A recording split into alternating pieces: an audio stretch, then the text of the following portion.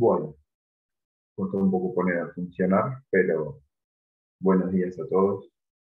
Eh, Vamos a renovar un poco el material con la finalidad de, hay algunas dificultades con los audios, entonces digo, en función de eso vamos a grabar una nueva clase este, para tratar de facilitarles a los estudiantes a pedido de ustedes. Este, bueno. Hoy en esta charla, que va a ser una hora y poquito, vamos a hablar de las patologías del aparato reproductor del perro, vamos a hablar del canino macho.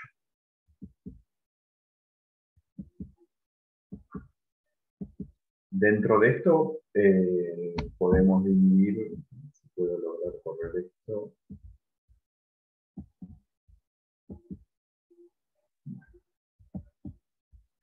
sale este cartel en el medio, y bueno, va y viene, pero bueno, ahora parece que desapareció.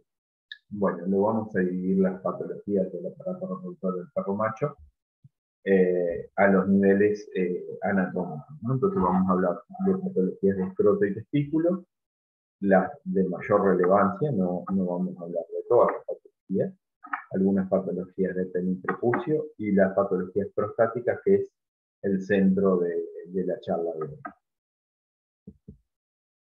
Dentro de las patologías de escroto y testículo, sin lugar a duda, una de las que genera mucha más dificultades a veces de interpretación es el criptorquismo. Cuando hablamos de criptorquismo, en general lo más común en los perros machos es el criptorquio unilateral. Y acá hablamos de criptorquía y no de mono. Es muy difícil definir la monorquía en perros. Monorquía sería la no formación de un testículo. Y en general, cuando hay un solo testículo en el saco escrotal, el otro testículo tuvo algún problema en el proceso de ascenso y descenso. Por lo tanto, en general, en un 99% de los casos lo consideramos como criptorquio, porque no descendió de donde se forma, en la zona posterior al riñón fetal, hacia el saco escrotal, guiado por el gubernáculo. Eso sería más o menos el proceso rápido embriológico, y debería quedar localizado en el caso de los perros posparto dentro del saco escrotal. ¿Por qué hacemos hincapié en los perros? Porque bueno, en los gatos este descenso al saco escrotal se da durante la etapa fetal y no posparto. Es de transmisión hereditaria.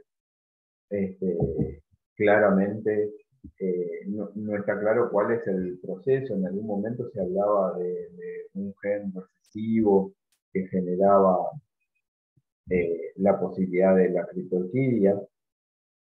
Hoy por hoy se sabe claramente que es una patología vinculada a una situación poligénica. Son varios genes los que entran dentro de este proceso de criptorquidia.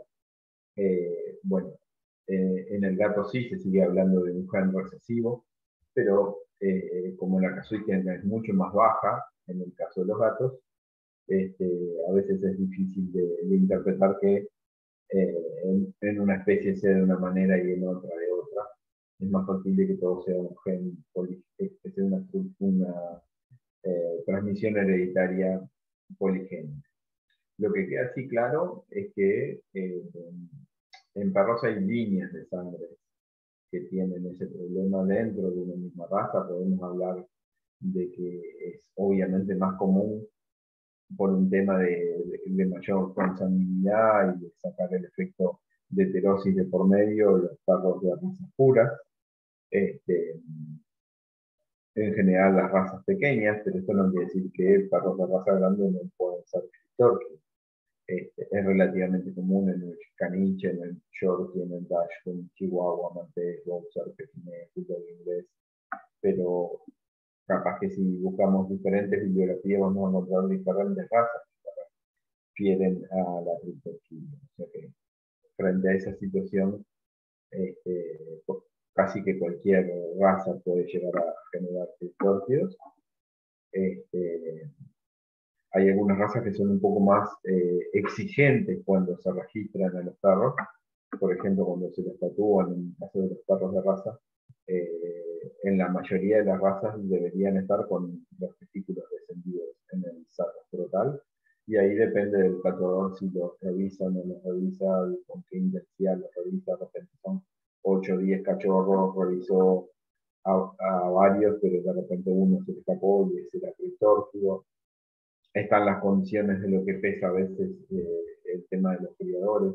Hay como un preconcepto que puede llegar a desentar bastante tiempo posterior a el tatuaje o la aplicación del chip en el caso de los perros de raza pura. Así que eso es algo que tenemos que tener en cuenta fundamentalmente. Si logramos levantar esto, y ya mejor que se está poniéndolo arriba.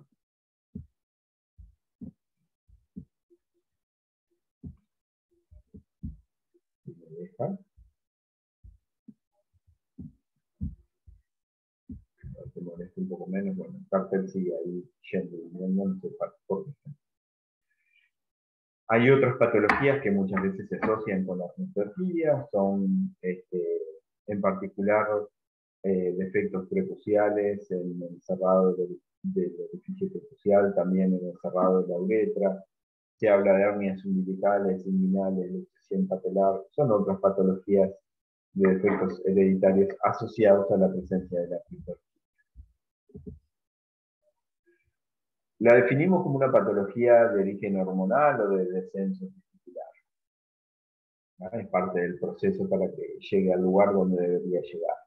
Como decíamos, en los perros es un evento que se da en el momento del parto o en la primera etapa postparto. En el caso de los gatos, como decíamos, es un evento prenatal. La incidencia en el caso de los perros en algunas líneas de sangre puede llegar casi que hasta el 10-12%. Hay líneas que son muy bajitas y hay líneas que llegan hasta ese porcentaje. Y hay camadas, de repente toda la camada son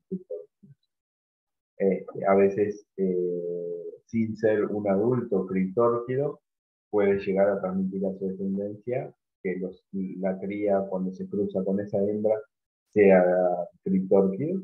A veces puede pasar de un perro que es criptórquido, si se cruza con una hembra, no necesariamente sus crías son criptórquidas. De cualquier manera, las probabilidades aumentan muchísimo con un perro que es criptórquido. Por lo tanto, la recomendación es no usarlo como reproductor y descartarlo. En el caso de los gatos, a veces está la incidencia más asociada a algunas razas en particular, las razas de braquicefálicas o de caras más chatas, como los tarsas, los exóticos de pelo corto, y esas razas tienen una predisposición mayor a la criptorquía en el caso de los felinos. Igual, digamos que es una predisposición bastante baja de aparición. Ese testículo que no descendió se puede llegar a ubicar en la zona abdominal, como decíamos, embriológicamente se forma cercano al riñón fetal y de ahí es traccionado hacia el saco escrotal, tiene que descender hacia el saco escrotal, y por lo tanto puede quedar en diferentes zonas de la zona abdominal en ese trayecto, desde la zona posrenal al anillo inguinal. Puede quedar en la zona inguinal del anillo inguinal, en el canal inguinal, que puede ser o palpado o ubicado anatómicamente. Y a veces se da, en menores casos, en la zona subcutánea, en vez de haber descendido hacia el anillo inguinal y haber ido hacia el saco escrotal a veces migra o sale hacia la zona subcutánea periférica del anillo, ¿no? Son todas las zonas donde lo podemos llegar a ubicar. Acá una de las preguntas habituales en los criadores y en los colegas es, ¿hasta cuándo tengo que esperar?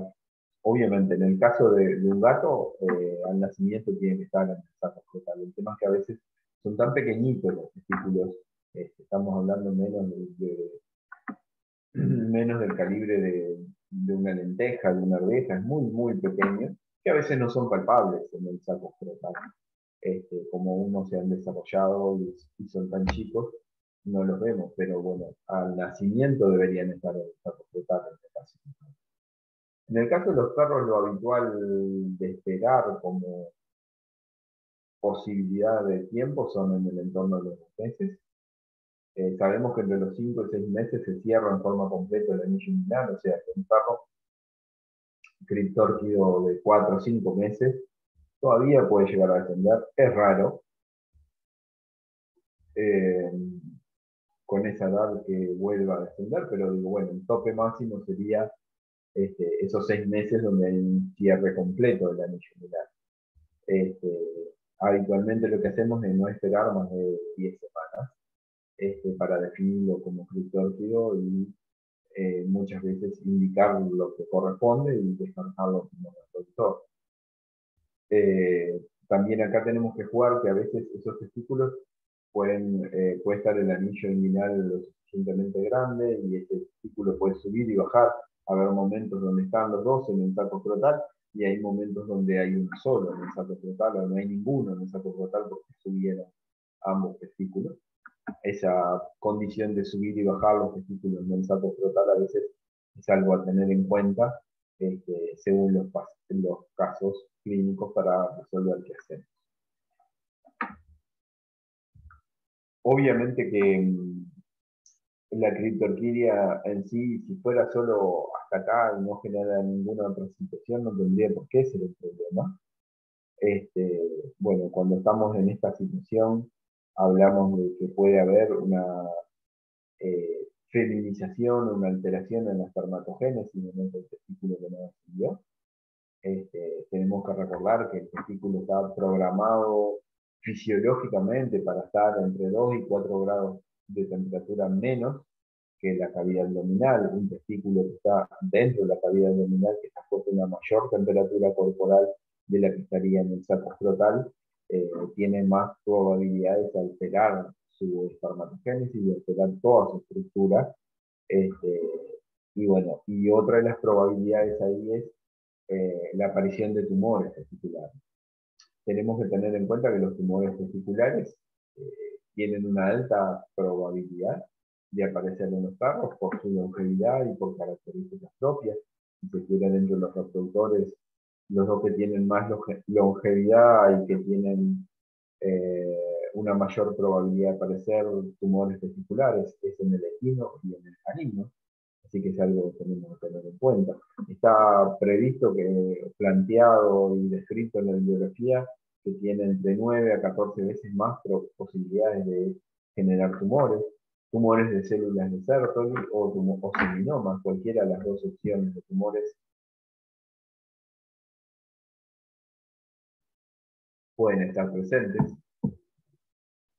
Los tumores de células de Sertoli en general eh, generan signos clínicos importantes como ser un hiperestrogenismo. Entonces, eso es algo a tener en cuenta en forma importante. Tenemos que tener en cuenta también que el testículo que no descendió no va a producir espermatozoides viables, se va a alterar rápidamente la espermatogénesis, pero ese testículo que no descendió probablemente mantenga su funcionalidad endocrina y siga segregando testosterona. ¿Ya? Entonces es algo que tenemos que tener en cuenta. El criptórquido que es unilateral, el que es bilateral va a ser normalmente, va a ser infantil. ¿Ah? Porque, bueno, al no producir espermatozoides en calidad, la probabilidad de que un paro que sea criptórquido bilateral deje de fundirse son casi nulas.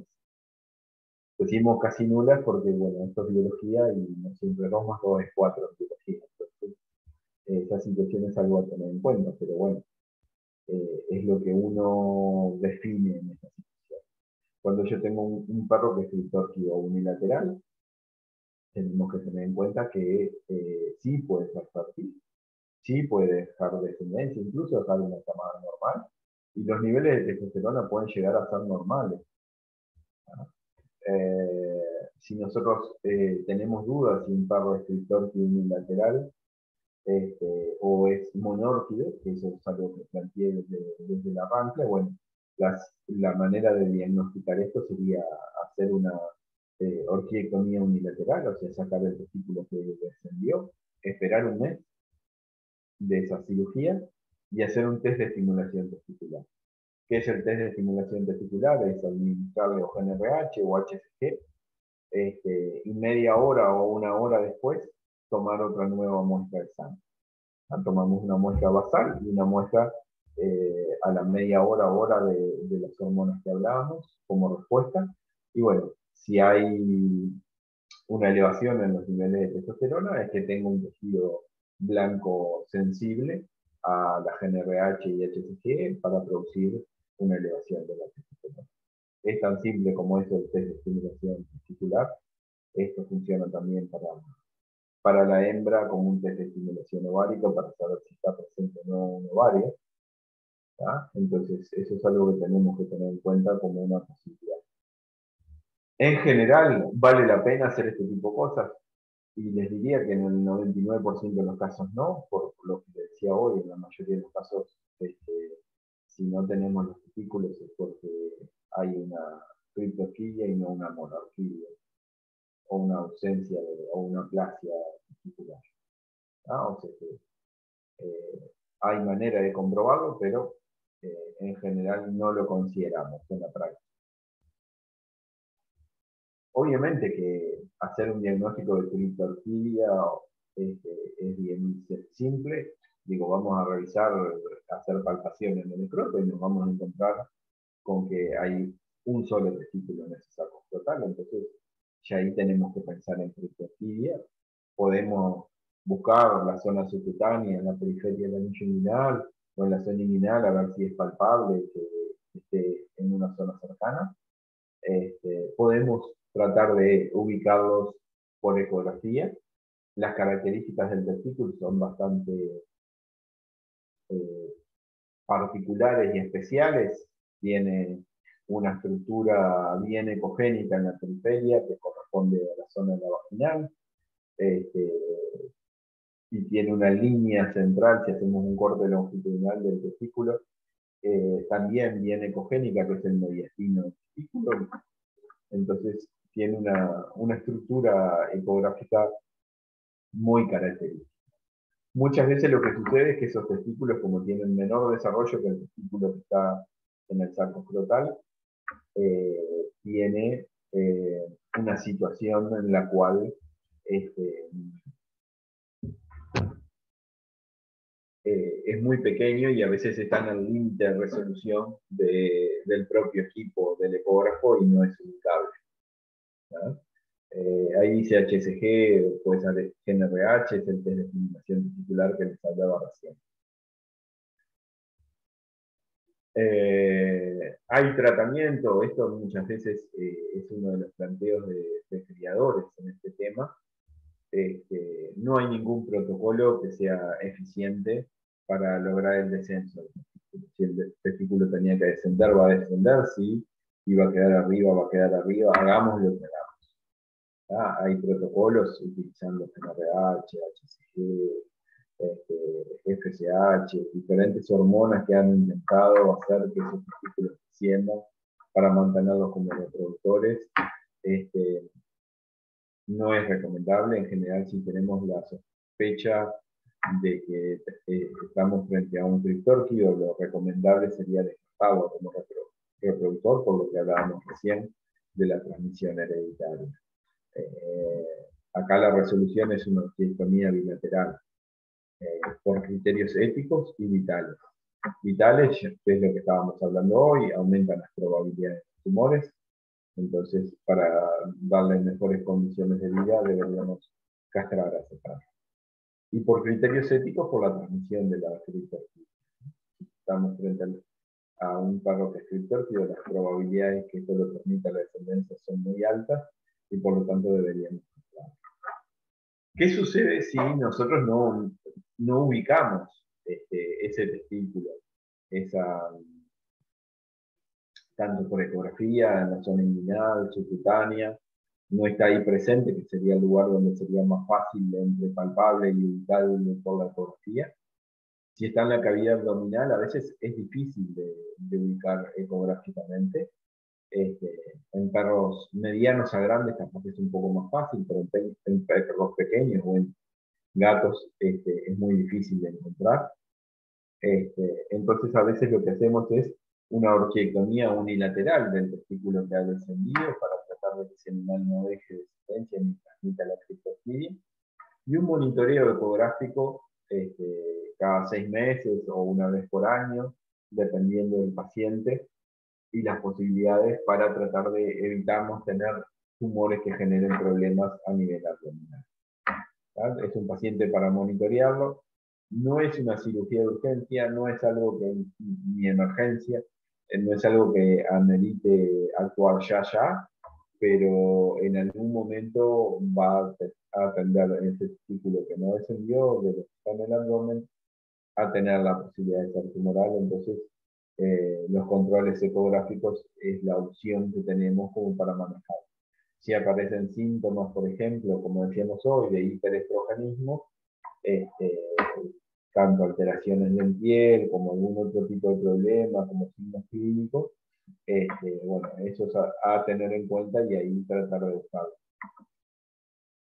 La laparostomía exploratoria para tratar de ubicar un testículo que no descendió, si no lo ubicamos ecográficamente, a veces se hace muy difícil, realmente. Pero es una posibilidad también.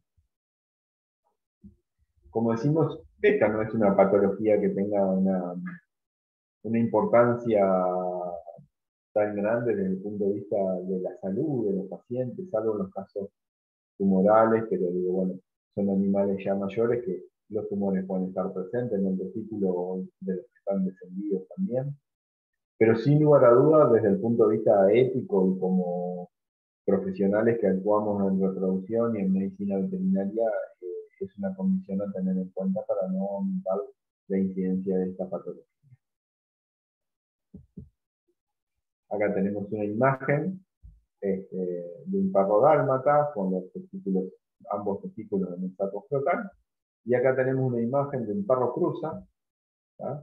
Y le pusimos porque es el único que he visto hasta ahora, es un perro cruza en el cual tenía el testículo izquierdo estaba presente, el testículo derecho no. Era criptórquido unilateral, y bueno, no es habitual encontrar esto en perros cruza, pero bueno, puede llegar a pasar. Otra de las patologías que tenemos que tener en cuenta, y esto lo ponemos acá porque queda como en un intermedio, ya van a ver, según los síntomas que genera, clínicos, entre saco frontal y contenido y pene y prepucio, por los síntomas clínicos. La brucelosis canina en general no necesariamente es abordada muchas veces a lo largo de nuestra carrera. Es una zoonosis menor, está causada por la Brucella canis. Hay una incidencia relativamente importante en nuestro país. Cuando hablamos de esto podemos casi que hablar de un 5 o un 10%. Puede haber casos de transmisión hacia el ser humano, entonces es algo que tenemos que tener en cuenta. Es una causa importante de fallas reproductivas, fundamentalmente en las hembras, que es el signo que es más fácil de ver. Se contagian por ingestión de descargas vaginales de otras perras que han tenido brucela, fetos abortados, restos placentarios contaminados, descargas vaginales durante el celo, durante la monta con otros machos, o sea, son las formas de contagio en las hembras. El semen de los machos que tienen brucelosis puede contagiar esta enfermedad, orina contaminada. No es extraño que en la orina pueda haber restos de fluidos prostáticos y la próstata es un lugar donde se acantona muchas veces en el caso de los machos la brucela, entonces es algo a tener en cuenta como forma de contagio. Otra de las complicaciones que tiene esta enfermedad es que tiene una eliminación prolongada en el tiempo, por varias semanas o meses, es en forma intermitente, no tiene una descarga continua de brucela, por lo tanto es algo a tener en cuenta. Nuestro país se han hecho pequeños esfuerzos para tratar de determinar la prevalencia de esta enfermedad, que en realidad no es claramente conocida, se maneja en la bibliografía la poca información que andan de un 5 o un 10%. Hay países donde lo tienen mucho más estudiado, o zonas o regiones que la tienen más estudiados, y por lo tanto podemos hablar de incidencias que llegan a 20-30%, como en México, en el Distrito Federal de México, tienen un grave problema en México con los perros callejeros y eso hace que esta incidencia de la enfermedad sea relativamente grande. Hay países que tienen una estructura y un funcionamiento mucho más serio de control de las mascotas, igual así como en el caso de Japón, han hecho estudios y hablan de un 7 o un 8% de incidencia igual de Brucella canis. Cuanto más baja es esta incidencia de Brucella canis, menos riesgo tenemos de contagio en humanos. En Argentina, acá en la región, tenemos algunos partidos políticos, algunos partidos o distritos que han hecho estudios serios del tema de la brucela, con incidencias en algunos casos cercanos al 20-25%. Tampoco hay estudios demasiado masivos, por lo tanto es algo que tenemos que tener en cuenta. Es simple, es un diagnóstico fácil de hacer y relativamente económico de hacer en relación a muchas otras infecciones bacterianas que podemos llegar a tener en medicina de pequeños animales. Esta es una de las que sale más fácil y más económico diagnosticar. ¿Qué signos nos van a dar la brucela? Bueno, como decíamos recién, la brucelosis canina en la hembra es donde se manifiesta más claramente, tiene un efecto reproductivo. Muchas de las fallas reproductivas en las perras que uno considera que, bueno, se hizo todo bien y la perra quedó vacía, no quedó preñada, bueno, debería ser el tratar de averiguar a ver si no hay una brucella canis, porque puede estar asociada a muerte embrionaria temprana, a reabsorción de estructuras embrionarias o fetales tempranas, o un aborto temprano que no sea visible. Y todo esto queda en el concepto de una falla en la concepción, ¿no? De esa perra que quedó vacía. Entonces sería una cosa como para descartar cuando sucede y saber dónde estamos parados. Una perra que ya da positiva probablemente el resto de su vida siga dando positiva. Y bueno, después de que lo hacemos con algún tipo de test, tenemos que tener en cuenta cómo seguir más adelante si ya la tenemos identificada como positiva, ¿no? El otro signo que no es menor y que tenemos que tener en cuenta es la presencia de abortos. Ya con este, 3/4 partes de la gestación, de 45 a 55 días de gestación, sea relativamente en este caso. Tenemos que tener en cuenta que muchas veces esos abortos, vamos a ver cachorros abortados en diferentes edades gestacionales. Algunos que están más a término, otros que fueron muriendo antes, y son todos abortados más o menos al mismo momento, pero con diferentes edades. Eso nos tiene que hacer pensar que fue un proceso más largo en el tiempo y bueno, nos hace pensar en la brucelosis en este caso. En el caso, como decíamos, de las hembras, es la situación donde tiende a ser más común que nosotros definamos la brucelosis canina, pero tenemos que tener en cuenta que uno de los difusores posibles en esta patología es el macho. El macho puede tener signos claros de brucelosis, puede haber epididimitis en uno de los testículos, terminar en una orquitis que lo lleve a una infertilidad. Muchas veces hacen una dermatitis aguda húmeda, escrotal, incluso con un gran edema escrotal entre la vaginal y la parietal. ¿tá? Ese escroto termina demasiado engrosado, eh, eh, entonces genera mucho dolor estos cuadros de epididimitis, orquitis y además escrotal en el perro. Podemos tener balanitis, podemos tener prostatitis, en el entorno de la zona del pene y prepucio. Hay agrandamientos de ganglios. Yo normalmente en la zona superior, cercana a la piel, no son palpables habitualmente los ganglios linfáticos, los linfonodos en el caso de pene y prepucio, pero sí están presentes cuando hay una brucelosis. Cuando hay una brucelosis, esos linfonodos tienden a agrandarse muchísimo y son fácilmente palpables. También a veces es un hallazgo la brucelosis canina frente a algunas cosas en particular. De repente cuando son veteranos encontramos un perro que tiene una discocondilitis, entonces ahí capaz que está bueno siempre hacer una brucela en un alto porcentaje de los casos de perros que tienen discocondilitis dan brucela positiva. Eso significa que en algún momento tuvieron un signo clínico de brucelosis y esa brucela quedó acantonada en alguno de los discos intervertebrales. Pasa también con los casos de uveitis cuando está presente, o sea, es algo a tener en cuenta hacer un diagnóstico de brucela. ¿no? Si hay una uveitis activa o una discocondilitis activa, quiere decir que hay una brucela que probablemente se contagió en algún momento, terminó migrando a esos lugares y por alguna bajada de defensa, por una condición puntual en ese momento, aumentó la predisposición y se dio una enfermedad activa como puede ser la discocondilitis. ¿Cómo vamos a hacer un diagnóstico de brucelosis?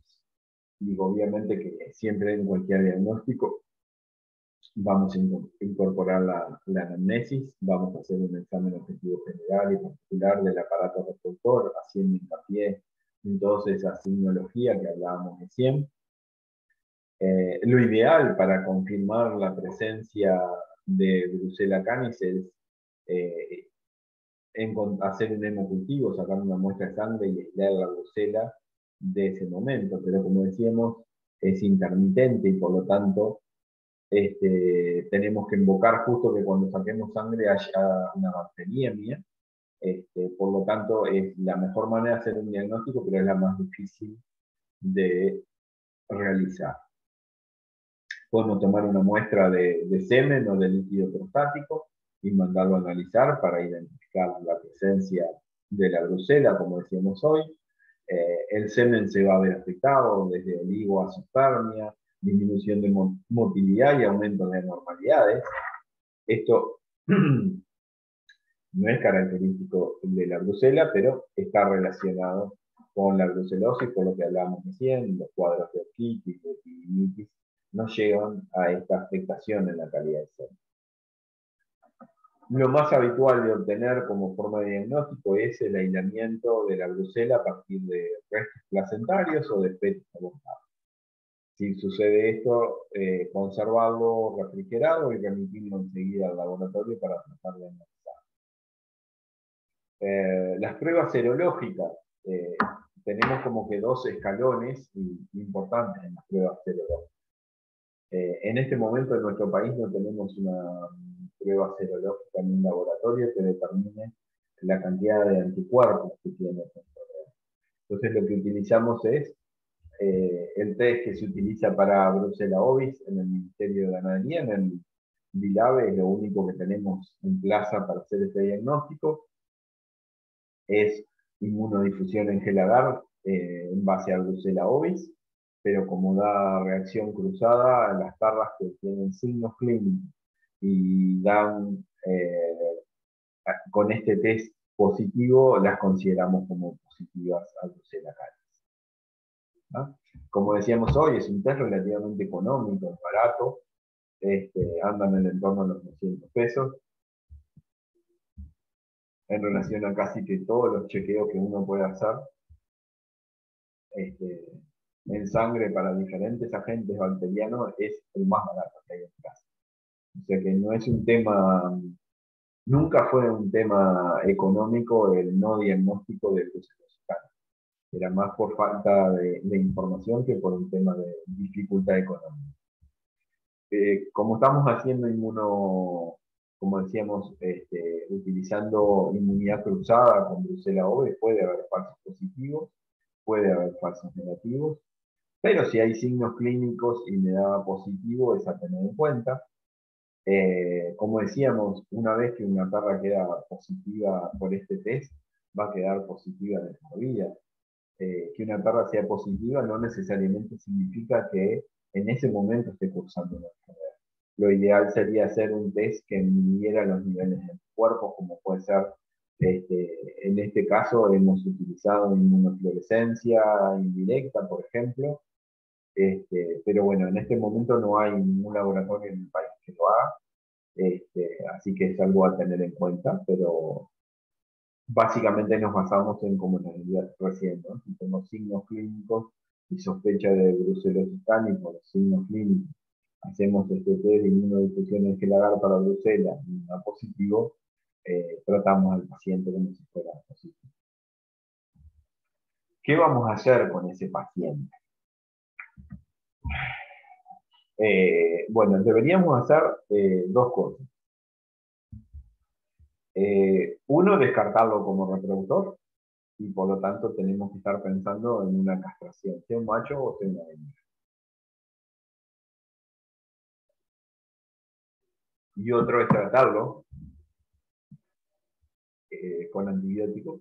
Tenemos que tener en cuenta que la administración de antibióticos en brucelosis canina es difícil la respuesta. En general, como ven, la mayoría de la bibliografía habla de eh, asociaciones de antibióticos, minociclina, dihidroestrepto, tetraciclinas con dihidroestreptomicina. En general, no hay un antibiótico solo que tenga un gran efecto. Ahora en plaza hay doxiciclina, que muchas veces se puede utilizar por un periodo prolongado, estamos hablando de 3 semanas por lo menos de tratamiento, en forma única, como herramienta de antibiótico. Es difícil de combatir el tratamiento con antibióticos por lo que hablábamos recién, ¿no? Muchas veces se acantona en determinados lugares, en el caso del macho, en la próstata. La próstata es un lugar de difícil llegada para los antibióticos. Por otro lado, hablábamos de que teníamos eh, una contaminación intermitente en el caso de la brucela. Vamos a tener momentos de picos y momentos donde la brucela no está activa, entonces todo eso se dificulta el tratamiento de antibióticos. Pero frente a la situación, tenemos que tener en cuenta que estamos eh, frente a una situación de zoonosis menor.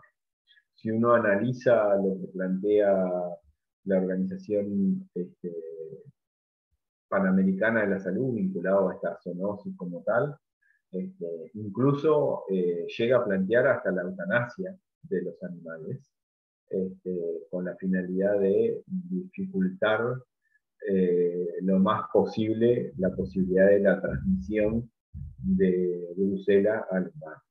Esto es inviable tanto en criaderos como a nivel de mascotas, ¿no? Pensar en la eutanasia de todos los animales que estén infectados para disminuir las probabilidades de contagio en una zoonosis que es una zoonosis menor, es inviable de realizar.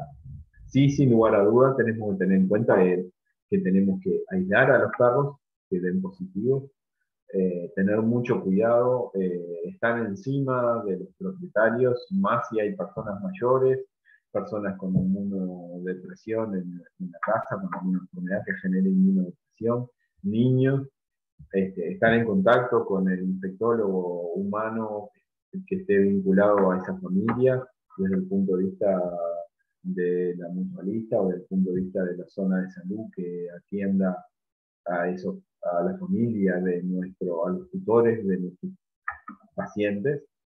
Tenemos que estar en un contacto porque ya ha habido casos de humanos que se terminan contagiando.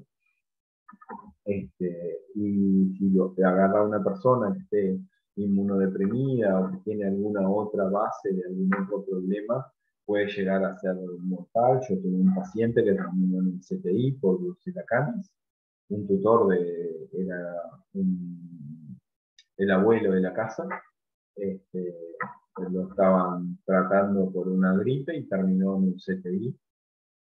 Así que tenemos que tener en cuenta que estas situaciones pueden llegar a darse en cualquier lado. Entonces, aislar a los perros, tener mucho cuidado con la higiene en esa situación, hacer una castración. Si nosotros castramos tanto perros machos como hembras, disminuimos la forma de contagio que tiene la brucela y si a eso lo asociamos con un tratamiento de antibiótico-terapia prolongado, bueno, disminuimos muchísimo las posibilidades. En estos casos necesitaríamos tener, si tenemos sospecha de alguna zoonosis, necesitaríamos tener claramente una prueba que nos permitiera a nosotros definir si hay una enfermedad activa o es que el animal da positivo porque en algún momento se contagió de brucela y ya no tiene eh, una transmisión activa. Si hay una enfermedad activa y me diera altos niveles de inmunoglobulina para esta enfermedad, seguro que las probabilidades de contagiarlo al ser humano son altas. Así que es algo que tenemos que tener en cuenta. Es una de las zoonosis vinculadas a reproducción en pequeños animales que a veces pasan más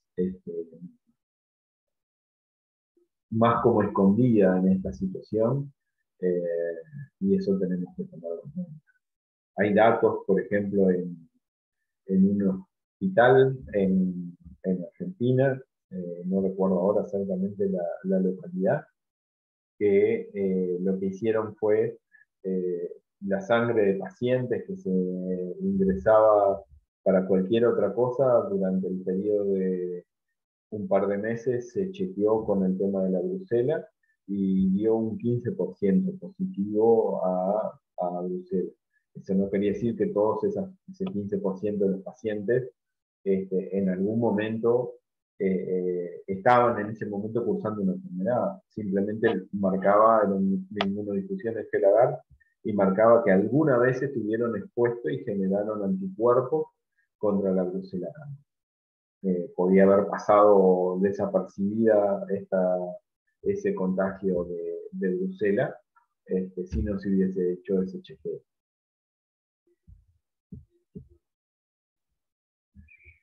Tenemos que tener en cuenta algunas neoplasias en particular.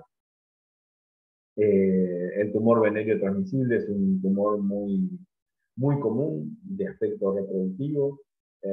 Es un tumor que tiene un comportamiento raro en relación al resto de los tumores. Es un tumor que se contagia. El tumor venéreo transmisible o tumor de Sticker se contagia por trasplante celular, pasa de un organismo de un animal a otro por el trasplante celular, por el contacto reproductivo. En general es un tumor sangrante que genera deformación. Generalmente tiende a estar localizado en la zona genital o en la unión de mucosas y piel. Esto no quiere decir que no tenga otras localizaciones. A veces, por ejemplo, para que tengan una idea, si nos enfrentamos a un sangrado nasal unilateral, capaz que una de las primeras cosas que tenemos que pensar es si no tiene un sticker, si no tiene un TBT en esa narina, que genere ese sangrado. Así que digo, son cosas a tener en cuenta, más cuando son perros que andan sueltos, que andan en la calle, que andan en contacto con otros perros. Es algo que podemos tener siempre en cuenta. En general, la cirugía en este caso de tumores no es la opción de elección, salvo que sea un tumor venéreo muy grande y bueno, a veces esa cirugía lo que busca es reducir el tamaño simplemente, porque si lo hacemos solo por la vía quirúrgica tiende a residuar, puede aparecer en otros órganos, puede haber una migración hacia otros órganos. Acá no hablamos necesariamente de metástasis, por lo que decíamos recién. Es un tumor que se trasplanta celularmente de una zona a otra. Y la ventaja que se han probado muchas opciones y es un tumor que tiende a tener una alta recidiva frente a la vincristina, a la quimioterapia con vincristina. Responde muy bien la vincristina. Por lo tanto, muchas veces es el tratamiento de la infección en la mayoría de los casos, así que por ese lado es algo a tener en cuenta. Otro tumor que puede llegar a aparecer en la zona de prepucio, de escroto, es el melanoma. Es un tumor que tiene alta malignidad y agresividad, o sea que es algo a tener en cuenta cuando vemos esa situación.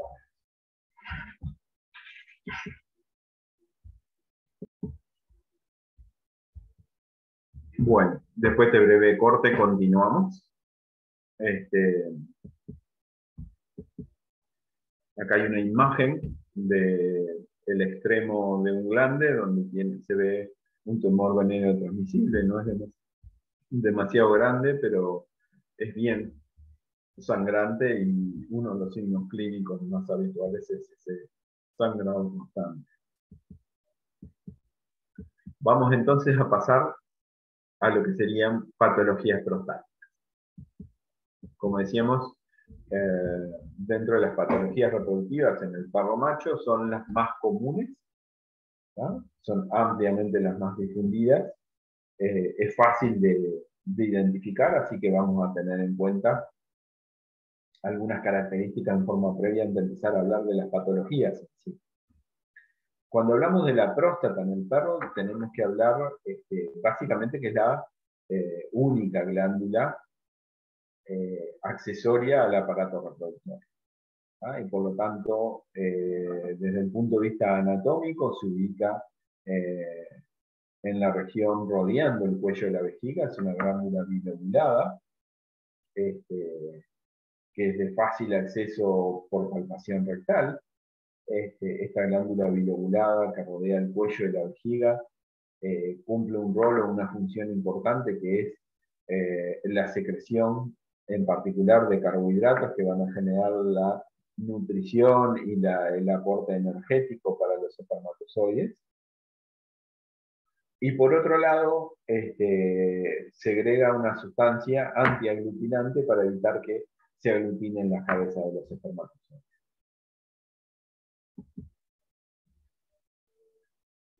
Capaz que, como decíamos hoy, si relevamos el problema clínico de las patologías prostáticas, en el perro macho es la patología más común, los problemas prostáticos. Y si vamos a perros machos de más de 5 años, capaz que el 60-70% de las patologías reproductivas o más son patologías prostáticas. O sea que desde el punto de vista de la incidencia clínica es muy importante.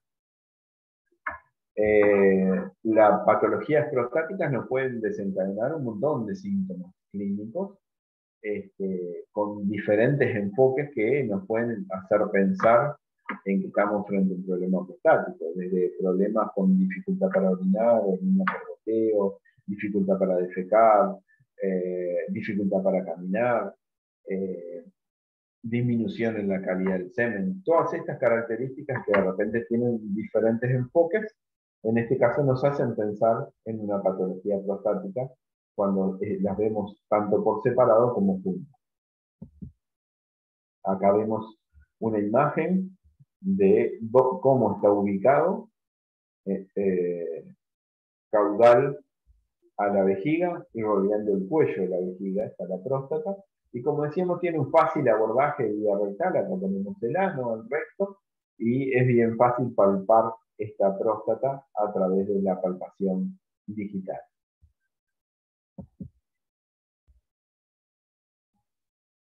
Las modificaciones que sufre la próstata tiene sus etapas evolutivas. Hasta los 3 años tenemos un crecimiento normal en el tamaño de la próstata. De 3 a 10 años hay un crecimiento exponencial, donde esa próstata crece y se hiperplasia y se hipertrofia, y es donde aparecen la mayoría de los síntomas y la mayoría de las enfermedades prostáticas. Después de los 10 años, y esto a veces, el tema de los años es un indicativo, porque esto a veces varía entre las diferentes razas. No es lo mismo 10 años para un gran danés que para un caniche. ¿Ah? Entonces, los niveles de madurez de su vida son muy distintos. Pero con perros de más de 10 años, la próstata tiende a involucionar, lo que se llama la involución senil. Es muy variado la forma que tenemos para hacer diagnóstico, vamos a ir hablando de cada una de las enfermedades, pero para tener una idea podemos utilizar todo este tipo de opciones, palpación abdominal y rectal, o sea, hablamos de que es una maniobra manual. ¿Por qué? Porque bueno, para hacer esa palpación rectal de la próstata, yo voy a colocar un dedo en el recto del perro para tratar de palpar con la yema del dedo la próstata, pero a su vez con la otra mano vamos a traccionar hacia dorsal y caudal la vejiga y el cuello de la vejiga para facilitar la palpación. Por lo tanto, es una maniobra bimanual. Obviamente que la imagenología, ya sea por radiografía o ya sea por ecografía, me va a dar una buena información de la situación de la próstata. El fluido prostático o una biopsia prostática también me puede ayudar para ver si hay un proceso inflamatorio o tumoral. Podemos hacer una laparoscopía o una laparotomía dependiendo del caso para observar en el caso de abscesos, en el caso de tumores. O sea que toda esta gama de cosas podemos llegar a utilizar para hacer un diagnóstico de frente a qué patología estamos, y ahí va a depender de nuestro diagnóstico presuntivo, que de todas estas cosas utilizamos para llegar al diagnóstico definitivo. Tenemos estas patologías prostáticas, la hiperplasia y hipertrofia prostática benigna, metaplasia escamosa, que vamos a hacer un breve comentario de ella. Quistes prostáticos y paraprostáticos también muchas veces son hallazgos, entonces vamos a hacer un breve comentario. Sí, nos vamos a hacer hincapié más en prostatitis y abscesos prostáticos, y vamos a hacer un breve comentario de lo que es la neoplasia prostática. Entonces vamos a comenzar con la hiperplasia y hipertrofia prostática benigna. Y acá lo primero que tenemos que definir es, ¿esto es necesariamente una patología?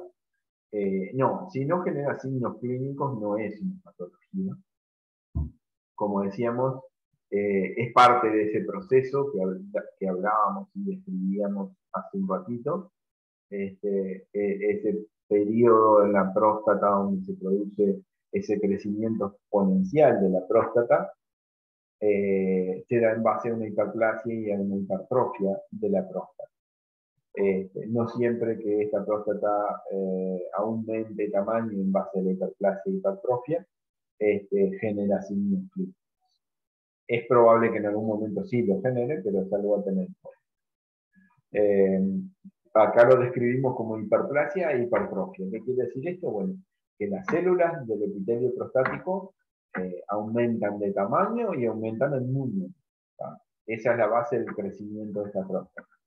Su epitelio prostático se hiperplasia y se hipertrofia. Desde el punto de vista de qué depende que se produzca esto, como decíamos, esto es parte del crecimiento exponencial que se da en la mayoría de los animales, en algunos genera síntomas y en otros no, y esto es en respuesta a las hormonas, respuesta natural a la testosterona y en particular a los metabolitos de la testosterona. La testosterona tiene un metabolito que es mucho más activo que la propia testosterona, que es la dihidrotestosterona. Esa dihidrotestosterona llega al epitelio prostático y ahí se metaboliza a androstenediona. Este proceso que se da en el epitelio prostático es lo que desencadena el proceso de hiperplasia y de hipertrofia. O sea que si no hay testosterona, no se da la hiperplasia y hipertrofia. Un perro que tiene signos clínicos de hiperplasia y hipertrofia prostática benigna tiene los mismos valores de testosterona que un perro que no tiene hiperplasia y hipertrofia prostática benigna. O sea, no depende de la cantidad de testosterona, sino de cómo responde el tejido prostático a los metabolitos de la testosterona. ¿Ah? Esto es importante que quede claro, porque a veces como que queda flotando la situación de que esto depende de niveles de testosterona o se puede diagnosticar por ese lado, no, no va por ese lado. Es básicamente la reacción del epitelio prostático a los metabolitos de la testosterona. ¿Qué síntomas clínicos puede generar? Bueno, tiene esos enfoques que hablábamos hoy recién. Podemos hablar de que un perro que tiene hiperplasia, hipertrofia prostática benigna, va a tener dificultad para orinar. Como hablábamos hoy, la próstata se encuentra ubicada en el cuello de la vejiga, entonces que crezca de tamaño puede comprimir y apretar ese cuello de la vejiga y dificultar para orinar, por lo tanto puede orinar por goteo, tener una dificultad para orinar muchas veces, pero pequeñitas cantidades, similar a lo que sería una infección vesical, por ejemplo. Por otro lado, que haya hiperplasia, hipertrofia prostática benigna va a disminuir la funcionalidad de esa próstata y por lo tanto también va a disminuir la calidad del semen. Está comprobado en diferentes trabajos y nosotros lo hemos comprobado en un trabajo que presentamos en el 2012, la disminución de la motilidad del semen en base a una disminución de los carbohidratos que se dan en ese líquido prostático, un aumento de las anormalidades, aumento de células inflamatorias y de descamación de la próstata, cosa que normalmente no están presentes en el semen, o sea que la calidad del semen se va a ver afectada. Hay una disminución en la cantidad de líquido prostático también, y eso lleva a este cambio en cuanto a la calidad del semen. Por otro lado, ese aumento de tamaño de la próstata, si crece hacia dorsal, va a dificultar la defecación de ese perro. Ese perro va a tener constipación, va a tener dificultades para defecar. También desde el punto de vista de los signos o trastornos locomotores, ese aumento de tamaño de la próstata puede presionar parte de los nervios vinculados al plexo lumbosacro en esa zona y generar una dificultad al caminar por dolor, por contracción nerviosa. O sea que son síntomas bastante variados que tenemos que tener en cuenta frente a una hiperplasia y hipertrofia prostática. ¿Cómo vamos a hacer un diagnóstico de hiperplasia e hipertrofia prostática benigna? Una de las opciones puede ser el uso de la imagenología, ¿no? Como decíamos recién, acá tenemos esta pelota que aparece por detrás de la flecha, a la izquierda de la flecha, es la próstata aumentada de tamaño. Desde el punto de vista de la radiografía me puede permitir claramente tomar una medición bien exacta y relacionarlo con las mediciones óseas, y eso me permite tener una percepción clara del tamaño prostático en relación a ese perro y las dificultades que están generando. Otras opciones que podemos tener es hacer una ecografía y poder evaluar cómo está el tejido prostático. Cuando uno piensa en un diagnóstico de próstata, como decíamos, podemos hacer un análisis de fluido testicular, de fluido prostático también. Eh, entonces, todas esas herramientas las podemos utilizar para llegar al diagnóstico. Muchas veces la hiperplasia prostática benigna genera o predispone a la aparición de infecciones prostáticas como es la próstata. Entonces, muchas veces los pacientes que tienen hiperplasia prostática benigna tienen prostatitis a la vez. Y muchas veces tenemos que encarar esta situación como si fuera eh, dos enfermedades a la vez. ¿Por qué? Porque el diagnóstico definitivo para separar si hay o no prostatitis en un perro que tiene hiperplasia prostática, la única herramienta certera que tenemos para llegar a ese diagnóstico es una biopsia. Es sacar una muestra de tejido prostático, hacer histopatología y con eso definir si hay o no un proceso infeccioso asociado al proceso de hiperplasia e hipertrofia. Lo que es difícil de realizar es una técnica invasiva. Entonces, frente a todos los tratamientos de hiperplasia prostática benigna, muchas veces terminamos tratando como si estuviéramos enfrentándonos a las dos cosas, que es lo más común que sucede. Para el tratamiento de la hiperplasia prostática benigna, como decíamos, podemos utilizar diferentes escalones. Como decíamos hoy, la testosterona es el desencadenante del agrandamiento de esta próstata. Por lo tanto, una recomendación es, si no es un perro de interés reproductivo, es la utilización de la vía quirúrgica, hacer una castración, una orquiectomía de ese perro, y esa orquiectomía lo que va a hacer es reducir al cabo de un mes la cantidad de testosterona. Por otro lado, si uno tiene en cuenta esa situación y piensa en una cirugía, la recomendación clínica es, bueno, traten por lo menos 3 semanas con antibiótico-terapia antes de indicar la cirugía. Si yo tengo una prostatitis que no está diagnosticada y indico una castración, no vamos a solucionar el problema de ese paciente, a pesar de que le bajemos la cantidad de testosterona, porque ese tejido prostático no va a reducirse en tamaño porque hay una infección de por medio, ¿no? O sea que si vamos a indicar la vía quirúrgica, la recomendación es no hacerlo inmediato, hacer una terapia de 3 semanas de antibiótico-terapia y recién ahí indicar la orquídea. Podemos utilizar tratamientos médicos. Van a encontrar en la bibliografía el tratamiento médico. Bueno, se puede utilizar estrógeno. El estrógeno, igual que lo que pasa en la perra, tiene un problema de aplasia medular, por lo tanto no está indicado. Y lo que hacía era transformar la hiperplasia prostática benigna en metaplasia ramosa. Por lo tanto, no tenía mucho sentido y se dejó de utilizar. El uso de progestágenos bloquea el tamaño de la próstata, tiende a reducirse, tanto sea el megestrol como la medroxiprogesterona. Son tratamientos prolongados de progestágenos de 4 a 8 semanas, pero también se dejó de utilizar porque muchas veces después de terminar el tratamiento empezaba a crecer nuevamente la próstata y le estábamos aplicando un progestágeno que podía tener otros efectos secundarios, entonces no tenía mucho sentido. Hoy por hoy en el mercado tenemos dos opciones médicas. Una es el finasteride.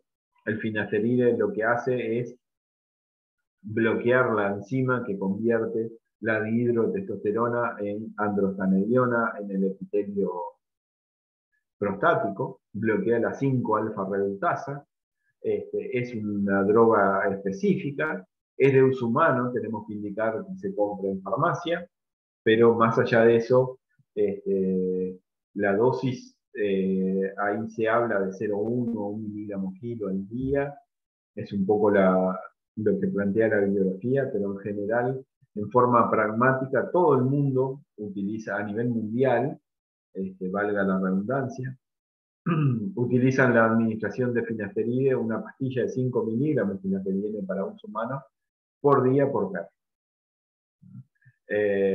Deberíamos hacer un tratamiento al menos de 2 a 3 meses para reducir el tamaño de la próstata. Y hay algunos pacientes que necesitan tomar el finasteride por vía para mantener la próstata a raya. Hoy por hoy se ha encarecido mucho este tratamiento, que hace 10, 12 años era muy barato, porque se dejó de utilizar en de uso humano, este, y básicamente hoy por hoy en uso humano se usa el dufteride. El dufteride no funciona en perros, se han hecho protocolos con dufteride, que es una versión un poco más moderna del finasteride, y en perros no funciona. El finasteride sí funciona, así que es una opción médica a tener en cuenta. Hoy por hoy también tenemos los implantes de GnRH, como ya hablamos en otras clases. Los implantes de GnRH lo que hacen es bloquear la acción de la testosterona, como si estuviéramos haciendo una castración química.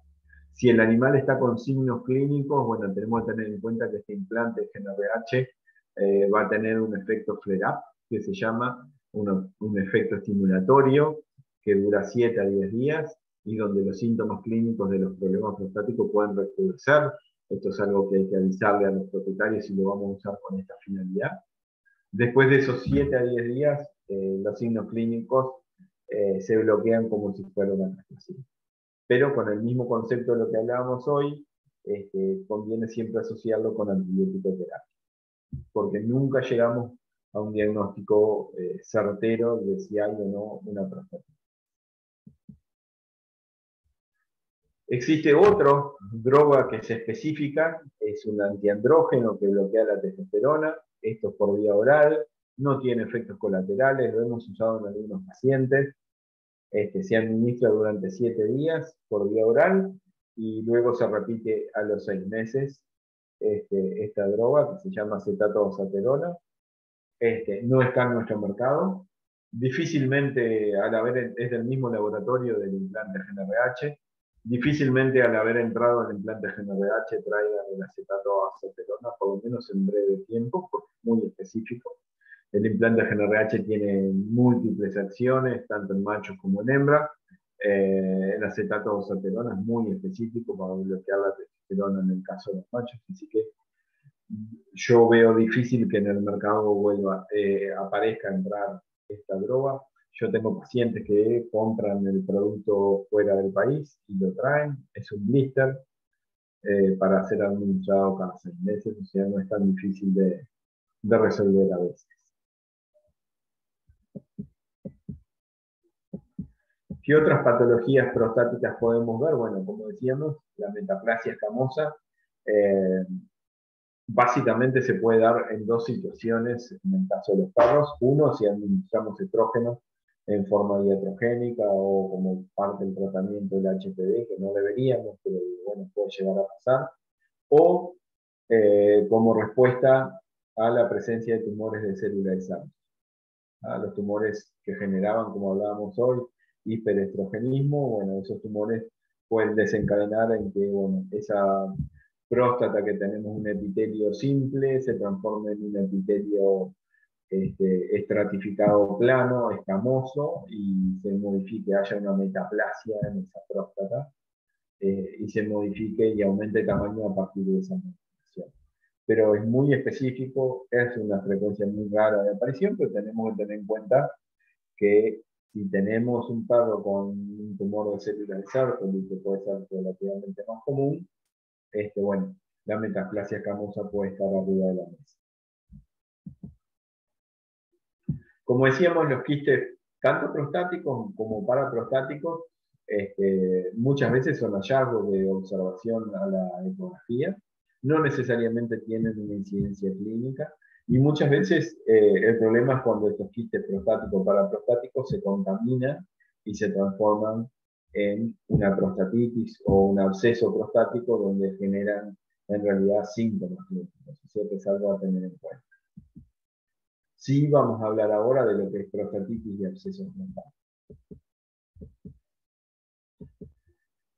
Básicamente los manejamos juntos porque los dos tienen ese esquema infeccioso de por medio. La prostatitis es un proceso infeccioso que está diseminado en todo el tejido prostático y el absceso prostático está localizado, bueno, en una zona, en un quiste intraprostático o paraprostático, está acumulado, se genera pus dentro de ese absceso, que puede llegar a ser grande. Hemos visto algunos que tenían 12 o 13 centímetros de diámetro del absceso prostático, pero más allá de eso, son eventos raros también los abscesos paraprostáticos. Sí, a veces se puede acumular pus dentro de una prostatitis, un absceso que esté presente dentro de la próstata, ¿no? Eh, el origen de los abscesos prostáticos y la prostatitis son eh, infecciones ascendentes, eh, muchas veces son multiagentes, como decíamos hace un rato, la Brucella canis puede dar un cuadro de prostatitis o de absceso prostático a tener en cuenta en estos pacientes, por lo tanto, es algo que tengamos que tener en cuenta de una manera muy particular. Desde el punto de vista de la sintomatología clínica, es muy similar entre una hiperplasia prostática benigna y la prostatitis. En general, los signos clínicos son un poco más extremos. Esa dificultad para orinar o esa orina por goteo a veces se puede asociar también a un sangrado prostático, a una secreción con pus en la orina, ¿no? Entonces eso es algo como que se puede llegar a ver como una complicación en estos cuadros clínicos. Eh, Normalmente cuando vemos una hiperplasia prostática benigna, en cuanto al aumento de tamaño es bilateral, es homogénea, toda la próstata se ve aumentada de tamaño. En el caso de la prostatitis y más de los abscesos prostáticos, muchas veces es unilateral. Hay uno solo de los lóbulos que se ve afectado y se ve agrandado de tamaño. Puede tener más comúnmente dificultad para caminar por el dolor. Muchas veces puede haber un cuadro bastante doloroso, incluso a la palpación, con animales muy doloridos. O sea, se tener en cuenta en estos cuadros el tema de la afección de una prostatitis o un absceso prostático. La calidad del semen se va a ver afectado seguro. Cuando, primero, es difícil a veces llegar a que eyaculen debido al dolor. Y si logramos un eyaculado, es relativamente común que haya sangre, que haya pus en ese eyaculado, y lo que complica aún más la calidad del semen de ese eyaculado. Entonces son características que tenemos que tener en cuenta frente a la prostatitis. Como decíamos hoy, podemos tener muy superpuestas las dos enfermedades, la prostatitis y la hiperplasia prostática benigna, entonces es algo a tener en cuenta. Cuando hablamos de diagnóstico de la enfermedad, como decíamos hoy, lo único que permite un diagnóstico certero entre una prostatitis y una hiperplasia prostática es básicamente una biopsia para hacer histopatología, pero bueno, todos esos síntomas clínicos muchas veces nos pueden hacer sospechar que estamos frente a una prostatitis. Obviamente que como estamos en un agente infeccioso, el tratamiento es la antibiótico-terapia, ¿no? Ahora vamos a hacer hincapié en qué antibiótico-terapia vamos a utilizar. Decíamos que a mediano y largo plazo la castración puede ser una opción, y mientras no realizamos la castración podemos utilizar o asociar el finasteride en estos pacientes hasta que tengamos controlada la prostatitis y resolvamos qué hacer con la castración. Entonces podemos utilizar los dos esquemas de bloqueo de la testosterona en estos casos para tratar de solucionarle el cuadro clínico a este paciente. Acá vemos una próstata que se ve heterogénea, que se ve con lesiones, con microabscesos dentro del tejido prostático. Y cuando hablamos de antibiótico-terapia prostática, tenemos que tener en cuenta, como decía hoy, que la próstata tiene una barrera hematoprostática, por lo tanto, no todos los antibióticos tienen una buena llegada a la próstata. Eso no quiere decir que sean antibióticos demasiado modernos o demasiado complicados o demasiado costosos para utilizar. Tienen algunas características especiales para atravesar esa barrera hematoprostática. Tienen que ser antibióticos básicos con un pK elevado, tienen que tener alta liposolubilidad para atravesar las membranas celulares y que no se unan las proteínas plasmáticas para que haya una mejor distribución de ese antibiótico. La sulfatrimetrocin, que es un antibiótico que tiene años en el mercado, el cloranfenicol o sus variantes como el clorfenicol, tienen una muy buena llegada a la próstata. Los quinoloides como la enrofloxacina o norfloxacina tienen buena llegada. La ciprofloxacina, la clindamicina, o sea, hay una gama importante de antibióticos que tienen una buena llegada a próstata y que tenemos que tenerlo en cuenta cuando nos indica un tratamiento que no estemos utilizando, por ejemplo, un derivado de la penicilina, que va a tener una muy pobre llegada a la próstata como para hacer un tratamiento. Entonces, es algo a tener en cuenta cuando indicamos un tratamiento de antibiótico oral. Y como última cosa, brevemente vamos a hablar de las neoplasias prostáticas. Las neoplasias prostáticas tienen una etiología relativamente escasa. Hay un trabajo de Obradovinovich y colaboradores en el 87 que hicieron una casuística enorme, analizando en forma retrospectiva los datos de 4 hospitales en Estados Unidos y llegaban a la conclusión de que hablábamos de un 3 a un 4% de incidencia de neoplasias prostáticas. Los datos que hemos visto en la región, tanto en Argentina como en Uruguay, son similares. Es una baja incidencia la neoplasia prostática, por suerte. Es más común o al día de hoy las neoplasias prostáticas que se ven en animales que están castrados y por lo tanto no están necesariamente relacionadas con niveles altos de testosterona en estos casos. La complicación es que si no estamos haciendo controles periódicos en los pacientes, cuando llegamos a hacer un diagnóstico de que estamos frente a una neoplasia prostática, muchas veces es tarde, y normalmente los síntomas son bastante generales de aparición. Tiende normalmente muchas veces a aparecer situaciones de metástasis en la zona y muy infiltrativos los tumores que implicarían una prostatectomía total como tratamiento quirúrgico. El tratamiento quirúrgico de la próstata en general tiene un montón de complicaciones en el perro canino a diferencia del humano. Entonces eso lleva normalmente que, bueno, cuando lleguemos al diagnóstico, si hiciéramos un diagnóstico precoz de neoplasia prostática, sería mucho más fácil. Hay intentos de estudios a nivel mundial para hacer diagnósticos precoces como se utiliza en humanos, marcadores con esa finalidad, pero hasta ahora no ha habido datos que se puedan generalizar y por lo tanto terminamos en la solución quirúrgica de esos tumores. Muchas veces, si no está castrado, lo asociamos con castración, pero como decíamos, es una patología que se asocia a veces a perros castrados. En los que no están castrados, la idea de castrarlos es disminuir el estímulo de esa próstata por la testosterona. Podemos asociar con quimioterapia o con radioterapia también en esos casos, o sea que es algo que podemos tener en cuenta en estas patologías. Pero por suerte la casuística es baja, porque muchas veces cuando se termina diagnosticando, como decíamos, ya está.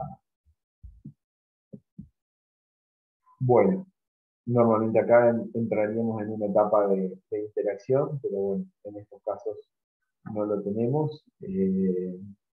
Quedamos a las órdenes para lo que consideren.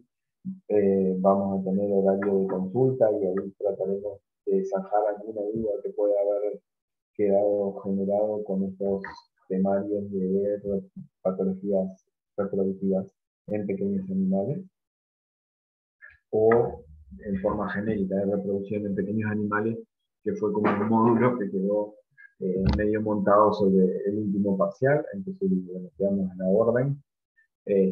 Vuelvo a resaltar que ahora el 28 al 30 de noviembre tenemos el Congreso Internacional de la Asociación Latinoamericana de la Protección de Pequeños Animales en el Este. En lo personal no integro la organización, voy a ser disertante en los workshops, pero está bueno cuando se tienen estos eventos de nivel mundial que poder participar de alguna manera para poder complementar nuestra formación veterinaria. Quedo a las órdenes y bueno, estamos en contacto.